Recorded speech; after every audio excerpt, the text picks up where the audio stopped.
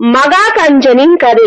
கந்தன் என்ற ஒரு மகா கஞ்சன் ஆலங்குடி என்ற ஊரில் வசித்து வந்தான். ஒரு நாள் விமான நிலையத்தை பார்ப்பதற்காக தன் மனைவியோடு சென்றார். விமானம் மேலே கிளம்புவதையும் வானில் வட்டமிடுவதையும் கீழே இறங்குவதையும் இருவரும் ஆர்வத்துடன் வேடிக்கை பார்த்தனர்.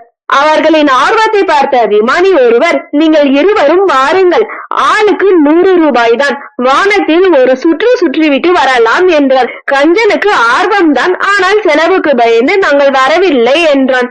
அவர்களிடம் பணம் பெற நினைத்த விமானி, நீங்கள் எந்த கட்டணமும் இல்லாமல் உங்களை இனமாவே விமானத்தில் ஏற்றி செல்கிறேன். வானத்தில் விமானம் பறக்கும் போது என்ன நடந்தாலும் நீங்கள் சிறு சத்தம் கூட போடக்கூடாது.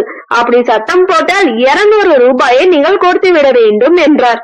கஞ்சன் தன் மனைவியுடன் விமானத்தில் ஏறி அமர்ந்தான். விமானம் தலைகீழாக பறந்தது, சீறி பாய்ந்தது. உயிரை கையில் பிடித்துக் கொண்டு இருந்த கஞ்சன் சத்தம் போடாமல் இருந்தான். விமானத்தை தரையிறக்கினார் விமானி. கஞ்சனுக்கு கை கொடுத்து, நான் பயமுறுத்தும் விமான விளையாட்டுகளை நான் வானத்தில் செய்யும் போது வேறு யாராக இருந்தாலும் சத்தம் போட்டிருப்பார்கள். ஆனால் நீங்கள் சிறு சத்தம் கூட எழுப்பவில்லை, எப்படி உங்களால் முடிந்தது என்று கேட்டார் விமானி. நான் கூட ஒரே ஒரு சமயம் என் மனைவி விமானத்தில் இருந்து கீழே விழுந்த போது கத்த நினைத்தேன். நல்ல வேளை கத்தாமல் இருந்தேன். கத்தி இருந்தால் கட்டணம் செலுத்த வேண்டியிருக்கும் என்றான் கஞ்சன்.